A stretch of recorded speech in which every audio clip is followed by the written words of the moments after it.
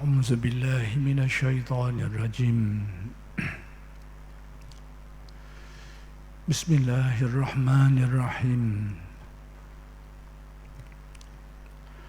السلام عليكم ورحمة الله وبركاته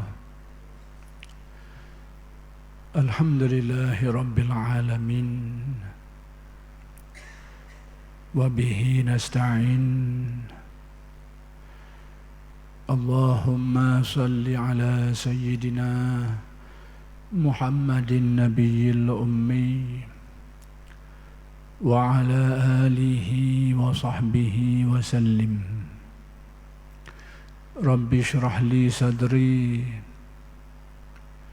ويسر لي أمري واحلل عقدة من لساني يفقه قولي ولا حول ولا قوة إلا بالله العلي العظيم إلهي أنت مقصودي ورضاك مطلوبي أعطني محبتك ومعرفتك الحمد لله والشكر لله. Kita bersyukur kehadirat Allah Subhanahu wa Ta'ala yang telah mencipta kita, memanjangkan umur kita dan mengurniakan kepada kita nikmat-nikmatnya yang sangat banyak zahir dan batin.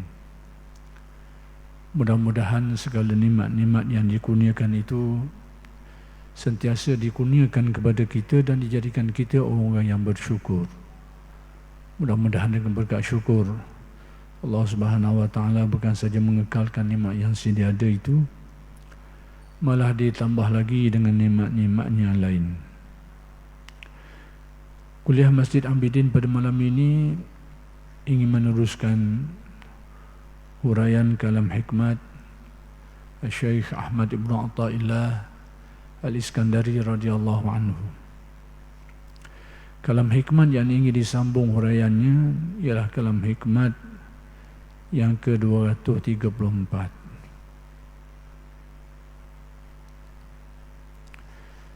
yaitu berkenaan dengan kata-kata hikmah Syekh Ibn Atha, tatallu'uka ila baqa'i ghairih dalilun ala adami wujdanika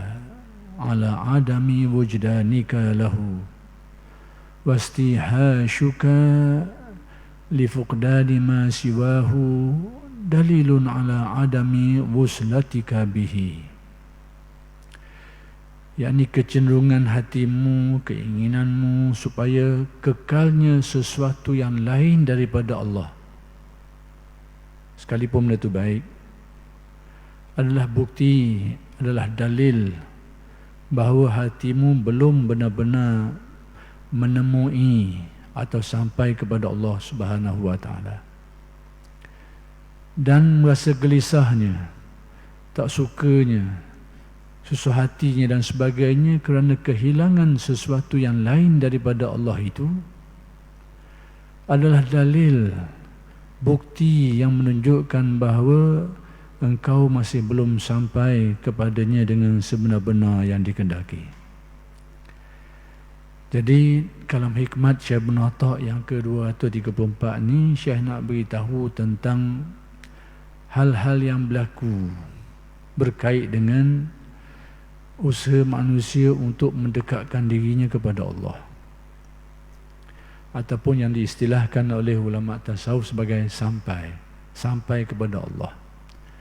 Jadi seperti yang telah dijelaskan pada kuliah-kuliah yang lalu, yang dikehendaki dengan sampai kepada Allah ini, dia adalah merupakan satu istilah yang digunakan oleh ulama tasawuf, dan dia bukan seperti yang kita faham dengan makna sampai dari satu tempat ke satu tempat yang tertentu, yakni melibatkan tempat, melibatkan jarak, bukan makna itu.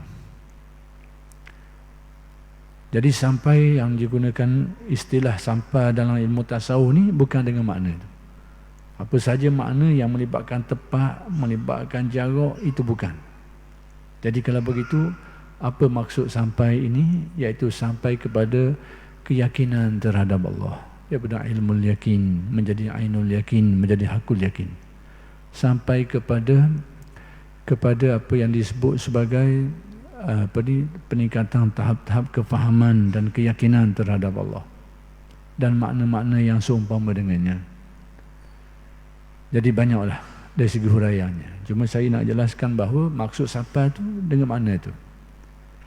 Qalbu manusia ini meningkat dari segi kefahamannya terhadap Allah, keyakinannya terhadap Allah, kearifannya terhadap Allah.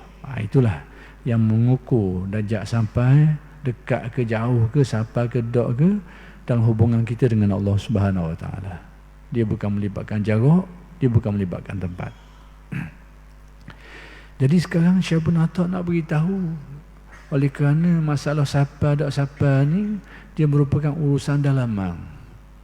Apa-apa saja yang melibatkan urusan dalaman ni, romek sikit lah. Sebab benda tak nampak ni. Maka perlu kepada alamat, perlu kepada tanda. Lebih-lebih lagi, wujudnya ramai orang yang mendakwa, yang mengaku itu dan ini. Jadi Syekh Ibn Atta nak beritahu alamat-alamat orang yang betul-betul sabar. Supaya apa? Supaya paling tidak menjadi pedoman kepada kita. Supaya kita ni tidak mendakwa yang bukan-bukan. Supaya kita tak merasa kita lah orangnya dan sebagainya. Supaya kita kenal diri kita lah. Itu hal utamanya. Yang keduanya, supaya mudah-mudahan menjadi halangan lah kepada orang hak bahaya mengaku ni. Mengaku dia lah itu ni. Tengok, alamat ni ada tak tanda ni. Tanda ni. Jadi untuk diri kita sendiri, supaya kita kenal, satu hal dah. Untuk orang, supaya jangan mudah-mudah orang mengaku. Bila ada orang mengaku ni, kita boleh ukur lah lu, betul ke tak pengakuan dia tu. Jadi kalau orang ni tahu, tak mudah lagi nak mengaku lebih-lebih kurang. Itu antara tujuannya lah. Jadi bila masalah siapa tak siapa ni, masalah kelakuan qalbu kita, dalaman manusia. Dan benda tu bila sebut dalaman kok, benda tu romek lah. Sebab benda dalaman ni bukan saja sesuatu yang bersifat kerohanian ni, sesuatu yang bersifat zahir pun payah dah kalau melibatkan benda dalam-dalam ni. Penyakit kita ni kalau kudih mudah nampak. Kalau panas ke, paruk ke, kudih ke, luka ke, nampak lalu. Tapi kalau nyakit-nyakit dalam ni, jenis tak ada apa nampak ni. Hanya kita cang dengan tanda-tanda, darah tinggi ke, kecil mani ke, tak nampak depan mata ni. Tu romek sikit. Ataupun barah duduk dalam tu, romek lagi. Orang sedar, bila teruk pun baru sedar, ada juga. Kadang-kadang bila dah meninggal baru tahu penyakitnya, kadang-kadang boleh jadi belaka. Kenapa? Kerana hak dalam ni memang romek selalu. Maka demikian juga hal-hal yang berkaitan dengan isu-isu yang dibahaskan oleh ulama tasawuf ni, yang melibatkan hal-hal dalam manusia ni, benda tu lebih romek lagi lah. Maka Syekh Ibn Atta nak beritahu alamat-alamat dia, supaya menjadi pedoman kepada kita ni, dan juga supaya tak mudahlah orang mengaku lebih-lebih kurang. Baik. Jadi seperti yang saya kata tadi tu, nak beritahu dulu masalah kedudukan manusia ni. Hak kata siapa ni boleh katakan orang yang mencapai satu kedudukan yang kita boleh sebut sebagai sangat dekat dengan Allah lah. Dan kedudukan orang siapa ni pun berbeza-beza. Macam kita kot lah bandingannya. Siapa ke Kuala Terengganu. Kuala Terengganu ni luah lagi. Siapa masuk kawasan dia tu, lepas dah Bukit Payung, Kuala Terengganu dah orang panggil. Tapi padahal dia baru pinggir bandar baru. Siapa ke Bekas Pelang, siapa kat dah tu. Tapi tak sampai besar bandar lagi. Maka demikian juga istilah siapa dan tasawuf ni. Dia banyak marhalah dia, banyak tingkatan dia. Jadi Syekh Ibn Atta nak beritahu orang yang dikatakan hak siapa sungguh ni, dekat sungguh dengan Allah Ta'ala ni, apa tanda dia, apa alamat dia. Sini Syekh kata, antara tanda bahawa seseorang tu belum benar-benar dekat dalam pencapaian dia tu, maksudnya siapa dia tu tak betul-betul siapa ke tempat yang dikehendaki.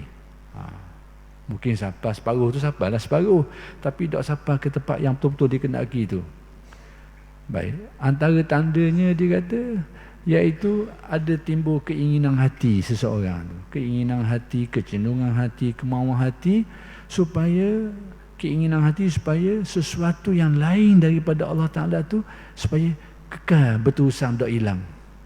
Sekalipun benda tu benda molek, benda baik. Contohnya macam mana? Sudah kita bahaskan sebelum ini berkenaan dengan warid.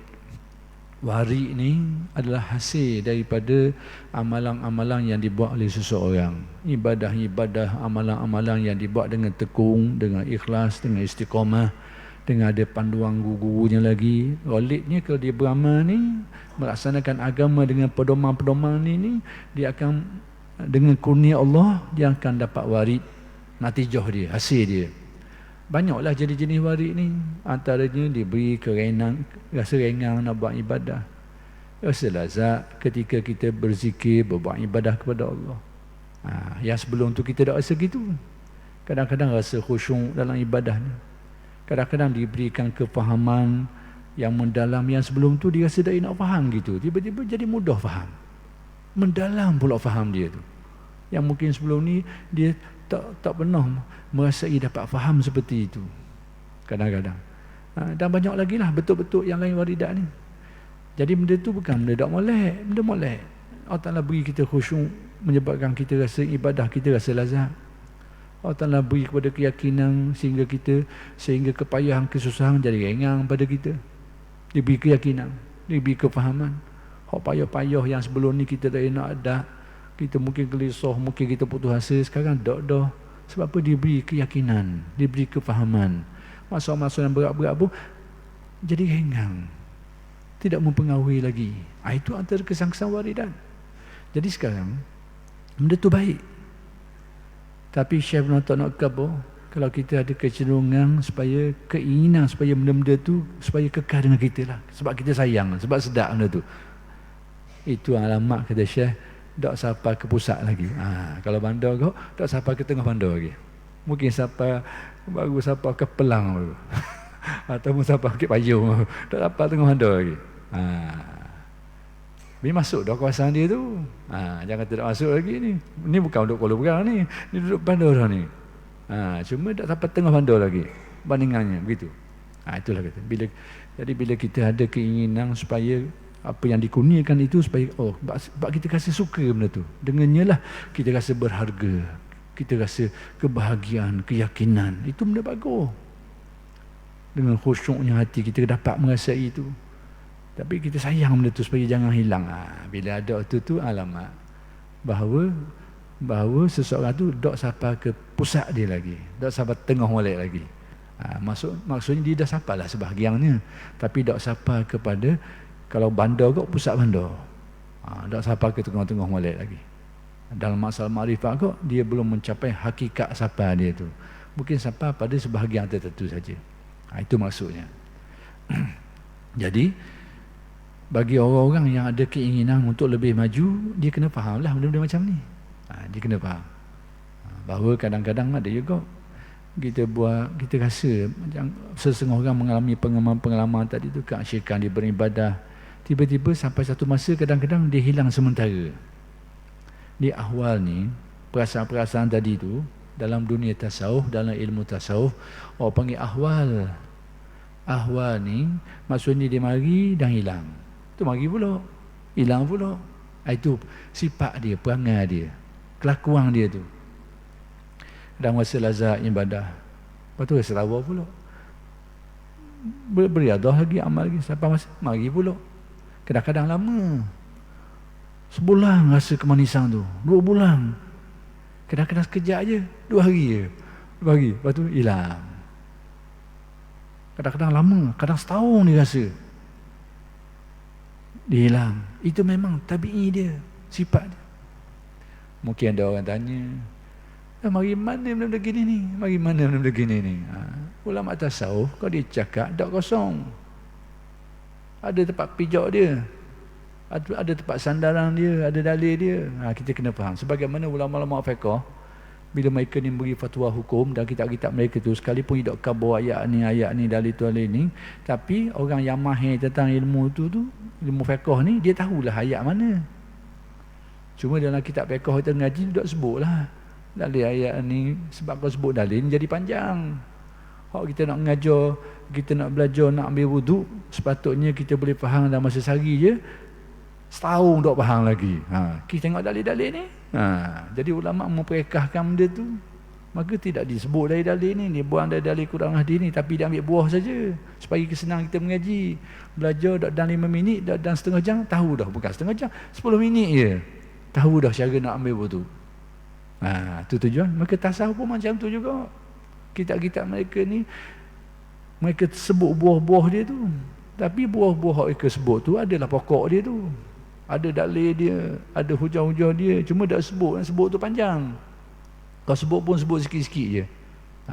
Nak kabarnya dalil. Jadi kalau macam saya kata tadi tu, adanya ahwal, adanya satu perasaan, dan perasaan ni datang dan pergi. Bagaimana kadang-kadang ada orang jenis nakal tanya nak tahu mana mereka ke mana ni. Baik, saya nak beritahu, benda ni berlaku di zaman Nabi lagi, bukan zaman-zaman kemudian, di zaman Nabi pun berlaku. Antara dalil yang berkait dengan benda ni ialah kisah Hanzalah Al-Usayyidi. Hanzalah Al-Usayyidi ni dia mari jumpa dengan Sayyidina Abu Bakar. Dia mengadu. Nafaqah Hanzalah, dia kata. Diri dia lah, Hanzalah lah, sahabat Nabi ni. Nafaqah Hanzalah. Hanzalah ni, yang ni aku ni munafik, dia kata. Dia rasa macam tu. Aku ni dah munafik, dia kata. Sayyidina Abu Bakar bila dengar gitu, kejut lah, macam mana orang sahabat Nabi yang rapat dengan Nabi ni, merupakan sahabat-sahabat Nabi yang dikenali ni, orang yang kira sahabat besar lah, tiba-tiba dia rasa dia munafik. Apa benda hal ni? Apa benda ceritanya? Dia pun cerita sebab apa dia rasa gitu. Dia kata, ketika kami berada depan Nabi, masuk dekat dengan Nabi, dalam majlis Nabi, apa-apa yang Nabi beritahu tu sangat terasa keyakinannya tu, sehingga digambarkan kana ra'yal ain, seperti tengok depan mata. Hak Nabi khabar tu tentang alam ghaib, tentang perkara-perkara dah nampak depan mata tu, tapi jeliranya, yakinnya seolah benda tu duduk depan mata. Macam tu. Timbulnya perasaan itu, keasyikan, keyakinan itu ketika duduk depan Nabi. Tapi kata Hanzalah, bila kami balik rumah, kami bergaul dengan fasnal azwaj wal aulad, kemudian kami bergaul dengan anak bini, punang duduk cari barang-barang lagi, dhai'at tu cari barang lagi, lupa perasaan, hilang. Masa duduk majlis Nabi tu terasa. Balik rumah, duduk main sibuk tadi lah, dengan urusan keluarga ni, perasaan tadi hilang. Hanzalah bila dia rasa hilang, dia merasakan diri macam munafik. Depan Nabi berasa, belakang Nabi tak berasa sekarang. Jadi dia merasakan sebenarnya tak macam tu. Ini tradisi sahabat. Kalau dia buat salah sikit je, dia rasa besar salah dia tu. Ni tak salah langsung dia ni. Tapi dia rasa diri macam munafik. Ini jiwa mukmin macam ni. Lawang dia kau, terbaliklah hak lawang dia tu. Dalam rongkong, tapi berasa bukan main, lebih daripada orang belaka. Ni masalah terbalik dia tu. Orang mukmin dia tak gitu. Dia rasa macam tu pun dia rasa dia macam munafik dan sebagainya. Padahal hakikatnya tak macam tu.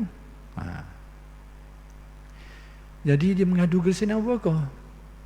Sayyidina Abu Bakar kata, aku gitu juga. Aku gitu juga. Jadi kalau begitu, mari kita sama-sama pergi jumpa Nabi, nak mengadu hal ini. Mereka pun pergi jumpa Nabi. Apa mereka kata? Dia kata, kami tu sudah munafik ya Rasulullah. Nabi pun kejut, macam mana ni? Apa hal ni munafik? Mana pula yang jadi gini ni?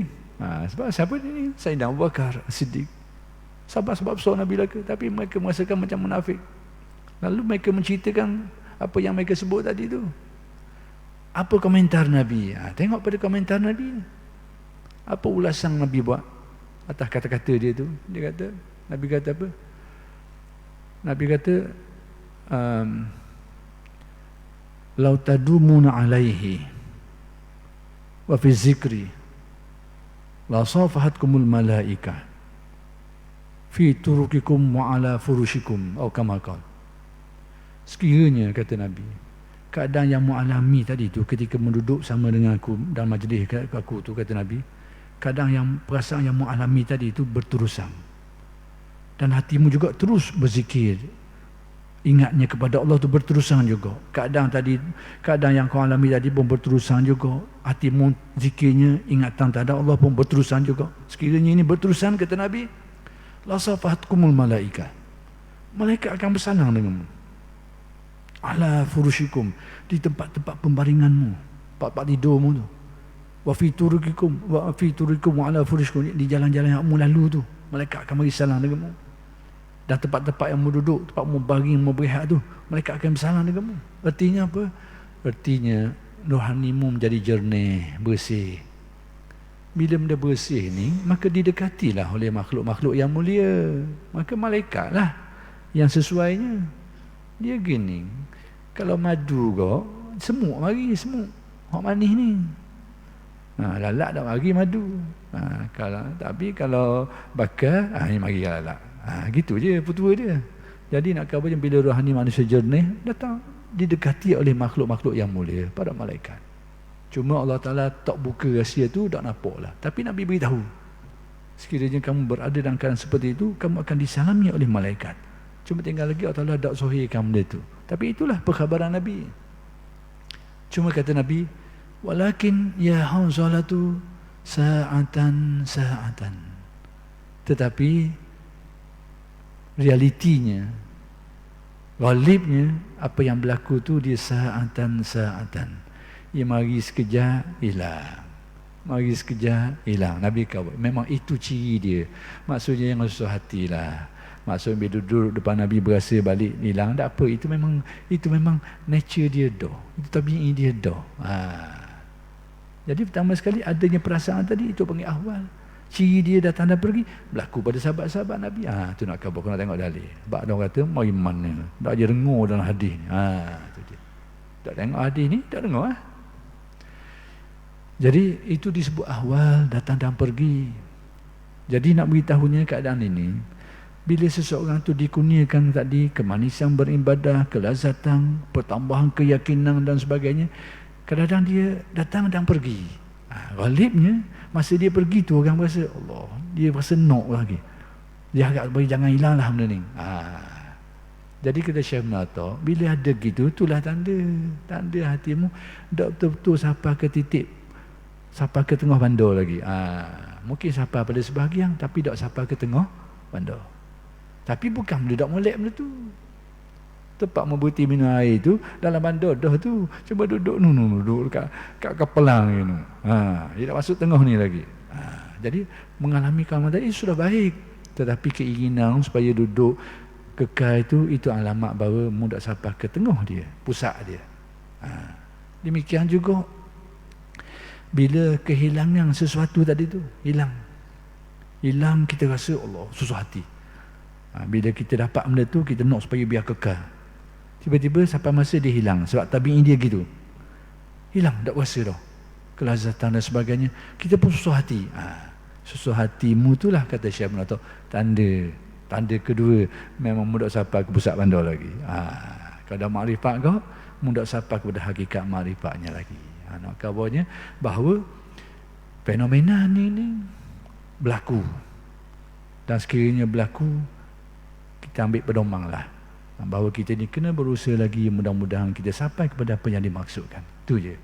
Jadi bila kita rasa keinginan supaya benda tu kekal, ataupun rasa susah hati bila hilang, benda tu sebenarnya dari satu segi bukan benda buruk, benda baik. Kita nak supaya benda baik tu kekal, jangan hilang, bukan benda tu buruk, baik. Tapi hak lebih baik lagi, tak ada benda tu. Merasa senang dengan Allah Ta'ala. Itulah yang disebut, yang diajar oleh Nabi dalam doa tu, Allahumma aghnini bihalalika an haramika wa bifadlika amman siwaka. Wahai Tuhanku, jadikanlah aku ni orang secukup dengan benda halal, tak bersenok benda orang haram. Nabi ajar kita doa gitu. Wa bifadlika, merasa cukup dengan kurniamu, merasa cukup dengan kurnia Allah je. amman siwaka, daripada sesuatu yang lain tak berasa dah, masa cukup Allah Ta'ala berilah, kalau tak beri pun tak berilah, senang dengan itu. Nabi ajar kita supaya minta dengan Allah Ta'ala macam tu. Jadi rupa-rupanya apa yang disebut oleh Syekh Ibn Atta' ni adalah inti dari doa yang Nabi ajar tadi tu. Jadi itu maksud dia. Jadi perkara ni mungkin perkara tinggi sikit lah dalam payatan tasawuf. Tak apalah. Mungkin ada orang tak apa senang kita mengajar benda-benda gini, tapi tak apalah, saya nak khabar. Masjid ni jami' tempat semua orang. Maksud semua orang tu apa benda? Orang cerdik pun pergi situ, orang kurang cerdik pun pergi. Orang kaya pun situ, orang miskin pun situ. Orang pandai pun situ, orang kurang pandai pun pergi situ. Orang ngaji tinggi pun duduk situ, orang ngaji tak tinggi mana pun situ juga. Maksudnya apa? Masjid ni umum. Saya nak khabar kadang ada orang tak senang kita ngajar boboh gini, kata tak sesuai dengan orang ramai. Itu cerita lain. Masjid ni tempat orang awam, orang semua. Maksudnya bagi orang yang dia merasakan benda ni tak sesuai dengan dia, jangan dengar lah. Ada orang nak dengar tu, biar orang nak dengar tu dengar.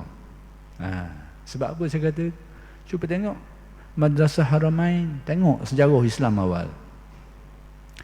Madrasah Haramain, Mekah dan Madinah, bagaimana perkembangan ilmunya berlaku. Ulama-ulama dulu mengajar. Kalau di Mekah, di Madinah ni, dia ada halaqah ilmu. Zaman dulu orang mengaji secara halaqah ni. Tok guru duduk tiang seorang. Murid duduk mai keliling ramai-ramai. Dah ilmu apa yang mereka ajar? Mereka mengajar ilmu tafsir, ilmu hadis, ilmu usul, ilmu yang orang ramai setengah tu tak perlu pun benda tu. Tapi berlaku di Mekah dan Madinah. Halaqah ilmu ni. Nak kabarnya, masjid ni tempat yang awam, terbuka untuk semua orang. Orang rasa berhajat dengan ilmu tu, ya mari yang ngaji. Mana tak rasa berhajat, jangan pergi ngaji lah situ. Pergi carilah tempat lain. Kalau kita nak bataskan ilmu ni tak boleh ngaji ilmu gini, hak tu sekolah boleh. Madrasah boleh. Pondok boleh. Tadika boleh. Tetaplah. Dajah ni tak boleh ngajar ilmu ni. Untuk tarikh ni saja, tetaplah. Sekolah kita buat, madrasah kita buat, boleh. Masjid ini tempat terbuka. Jadi siapa yang dirasa perlu ilmu tu, dia datang. Orang rasa tak perlu, jangan dengar lah. Sebab ada setengah kecenderungan tu nak hakkan pengajar orang masjid. Itu benda yang bercanggah dengan sejarah perkembangan umat Islam. Masjid ni adalah tempat yang terbuka. Pergilah tengok Mekah dan Madinah suatu ketika dulu. Ketika Madrasah Haramain ni, apa yang mereka ajar? Guru, ulama-ulama besar mengajar. Sampai sekarang pun berlaku di Masjid Al-Azhar. Ulama-ulama besar mengajar saja ilmu kita dengar pun tak faham benda. Kitab-kitab yang mereka tinggi, kitab-kitab yang besar yang mereka ajar, nak kabarnya apa benda? Masjid ni tempat terbuka. Orang hak dia rasa ilmu sesuai dengan dia, mari dengar. Orang rasa tak padang dengan dia, jangan gitu, pergi cari tempat lain. Itu dia, nak khabar gitu. Sebab kita dengar ada kecenderungan-kecenderungan ni nak bataskan pengajaran ni, tak boleh mengajar ilmu ni, tak boleh mengajar ilmu ni, macam-macam ragam lah. Kalang macam-macam kalang.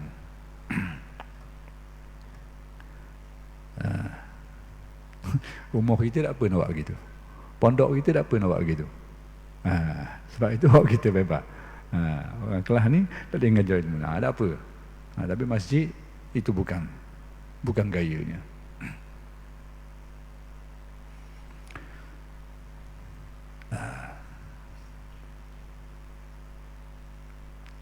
Baik, kata alim ulama yang syarahkan kalam hikmat ini.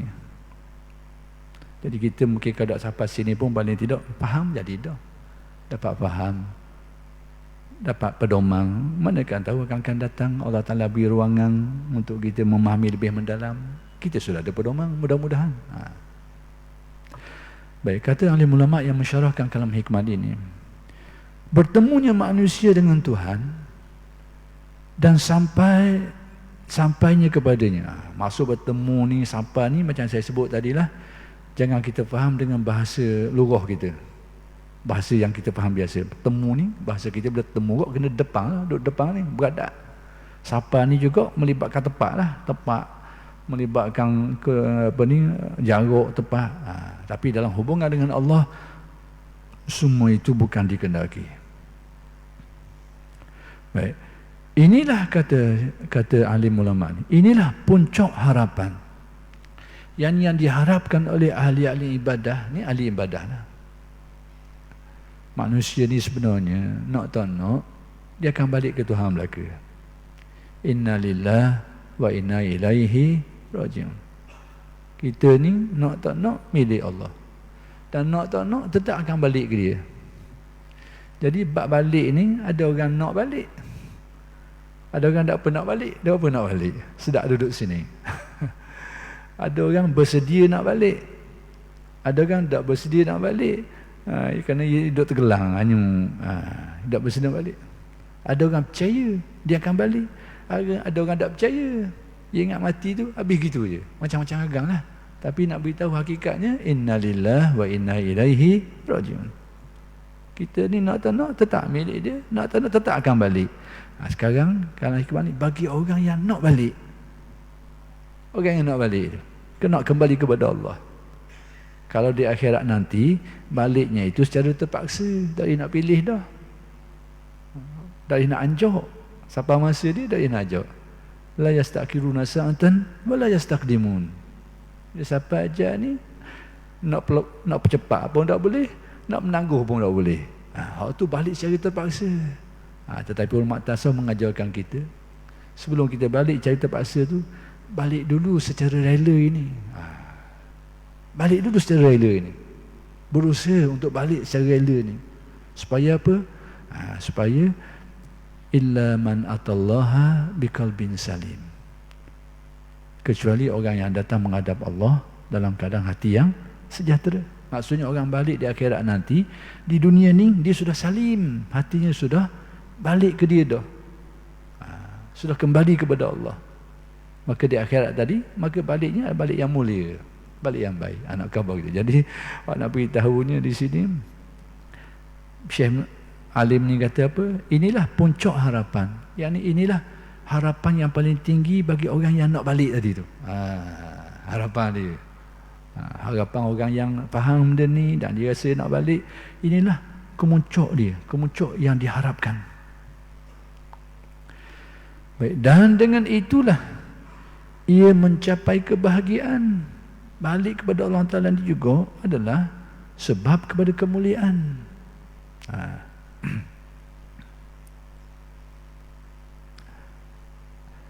Dan dengan itulah ia mencapai kebahagiaan dan kerajaan yang besar. Yani orang yang kembali kepada Allah di dunia ini, itu menjadi sebab kemuliaan.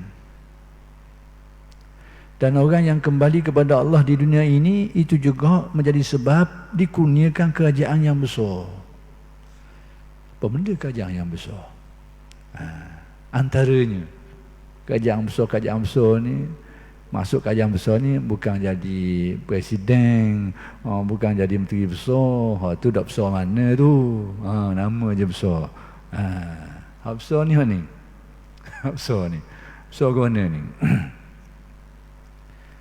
Antaranya yang Nabi sebut dalam hadis berkenaan dengan hadis ni panjang, berkait dengan isu yang sama, taqarrub. Yani seseorang hamba tu dia berusaha nak balik kepada Allah. Dengan mana nak dekatkan diri dia kepada Allah. Sampai satu peringkat Nabi kata dia akan mengalami dalam hadis yang bahasanya saya tak nak ulas sekarang, kuntu samahu fa iza ahbabtuhu kuntu samahu lazi yasma'u bihi. Bila aku kasih kepada seorang hamba-Ku, akulah yang menjadi pendengaran dia dan sebagainya. Tak apalah, tu kita tak jelas lagi. Ujung-ujung tu Nabi kata apa? Wala in ista'adzani la'u'izannahu. Orang ni kalau diminta dengan aku akan perkenankan dia. Sekiranya wala in ista'adzani la'u'izannahu. Kalau dia minta perlindungan dengan aku akan jaga dia. Itulah antara makna-makna kerajaan yang besar. Maksudnya kalau dia minta, Allah telah perkenankan. Kalau dia minta berlindung, Allah telah jaga dia. Semua orang kah ada kelebihan seumpama ini? Tidak. Hanya kepada orang-orang yang Allah telah kurniakan ni lah. Itu nak khabar. Itu salah satu bentuk kerajaan yang besar. Adapun yang kita bayangkan hari ini, kerajaan-kerajaan yang besar hari ini, banyak benda yang nak tak boleh.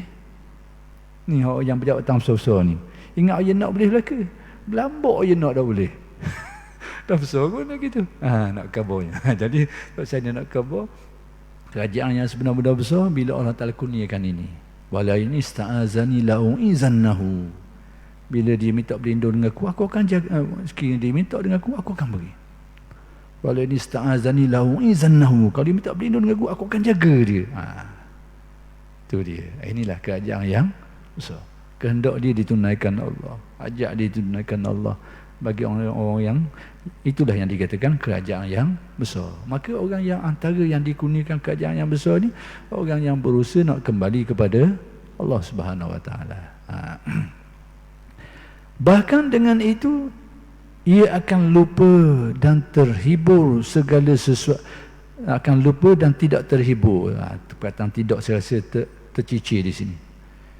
Dia akan lupa dan tidak terhibur dengan segala sesuatu selain Allah. Artinya orang yang sampai ke darjah tu hatinya hanya gembira dengan Allah Subhanahu Wa Taala, tidak bergembira dengan lain. Kalau orang tamsil lah kau, ulama-ulama tasawuf dulu buat bandingan dengan raja. Orang yang duduk dalam balik raja ni tidak endah dah.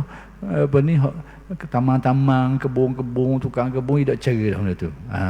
Kenapa? Kerana dia sudah galik ketika duduk dekat dengan raja. Maka demikian juga orang yang sampai ke darjah ni hatinya gembira dengan Allah Subhanahu Wa Taala. Dia tak gembira dengan benda-benda lain. Dengan benda tu, dengan ni kita masuk istana yang canggih sungguh lah. Terpegung juga tengok pokok tu dengan ni, dengan macam-macam gambar-gambar indah-indah tu. Kita galik kat situ. Tapi orang yang duduk dekat dengan raja tidak endah benda-benda ni. Maka demikian juga tamsilang kepada orang yang dikurniakan Allah dajjal ni, maka begitu jugalah. Dia galik dengan Allah Subhanahu Wa Taala, dia tak endah dalam benda lain. Kurnia-kurnia lain tak kisah dah. Itulah yang dikatakan hakikat orang yang sampai kepada Allah Subhanahu Wa Taala. Jadi kalau ada orang nak mengaku dia siapa ni, tak mudahlah ni. Tengok. Kerana kenyataan hidup dia boleh tengok. Dalam keadaan susah dia guana, dalam keadaan senang dia guana. Nampak ni. Jadi kalau orang faham dan ini tidak akan berani mengaku budak-budak. Dan orang nak mengaku pula kalau tahu buah ni tidak berani mengaku budak-budak. Nanti pecah temelang saja. Pecah temelang saja je. Baik, Abu Sulaiman Ad-Darani ketika ditanya, ini salah seorang tokoh ulama tasawuf, ketika orang tanya dia, apakah yang terdekat dari segala sesuatu yang orang bertakarrub, yakni mendekat kepada Allah, yakni kedudukan yang paling dekat sekali yang ingin dicapai oleh orang-orang yang nak mendekatkan diri kepada Allah tu, apa benda?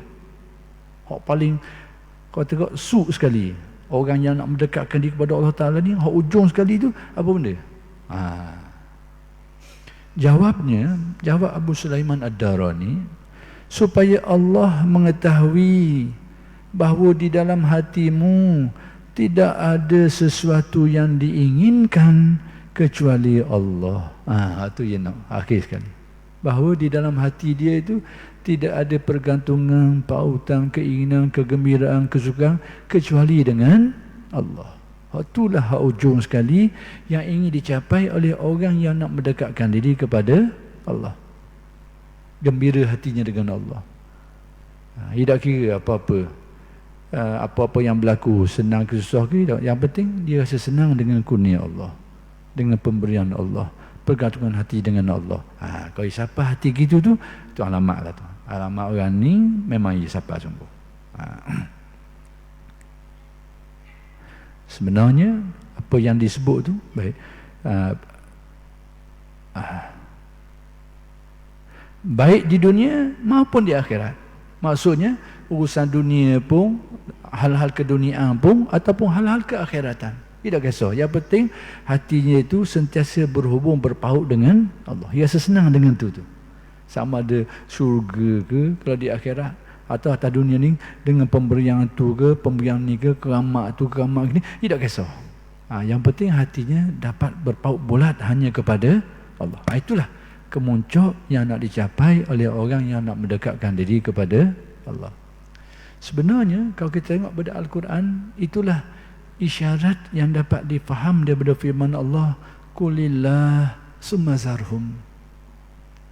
Katalah Allah, summa zarhum, tinggalkan semua itu, buang semua itu. Jadi apa yang Syekh Ibn Atta' sebut ni, sebenarnya itulah ayat yang mengisyaratkan. Qulillah, katalah Allah, yang isikan di dalam kalbunya hanya pautan hatimu kepada Allah, kearifan hatimu hanya terhadap Allah Subhanahu wa taala, tawajuh tumpuan hatimu hanya kepada Allah. Penuhkan itu. Summa zarhum, lupakan yang lain. Sama ada urusan duniawiyah ke ataupun urusan ukhrawiyah ke. Itu inti perjalanan orang yang nak mendekatkan diri kepada Allah Subhanahu wa taala. Secara mudahnya, pelang kasarnya gitulah. Jadi ayat tadi itu qulillah, katalah Allah, summa zarhum, lupakan mereka. Orang yang mengaji ilmu tarekat, inilah ayat yang menjadi dalil kepada zikir khafi, iaitu hanya menyebut nama Allah. Qulillah. Ada orang kata tak boleh, orang dia kata ayat tergantung Allah, dah benda Allah ayat tergantung. Masalah tergantung tu, kalau kita cakap dengan orang memang orang tak faham dah. Ada subjek saja, mubtada saja, tak ada predikat. Kalau kita cakap dengan orang memang orang tak faham. Masalah sekarang bukan cakap dengan orang, ini masalah zikir. Kena tanya orang berzikir itulah dia faham ke tak. Ayat ni asalnya macam ni. Ayat ni nak kabarnya, tak apalah, saya swing ke lain sikit malam ni dah, lagi ke babah lain ke. Ayat ini dijadikan salah satu dalil oleh ulama-ulama tasawuf dalam keharusan berzikir dengan hanya sebut nama Allah. Allah, Allah, Allah. Pada setengah orang benda tu mereka kata tak boleh. Terutamanya sahabat-sahabat kita dari kalangan Salafi Wahabi, dia kata zikir ni zikir bid'ah, tak boleh. Tapi syarat siapa dah? Tak dah nak kelarang panjang nanti. Nanti insya-Allah pada kuliah-kuliah yang akan datang saya akan sambung huraian ini insya-Allah. Aqulu qawli hadza wa astaghfirullahal azim li wa lakum. Assalamualaikum warahmatullahi wabarakatuh.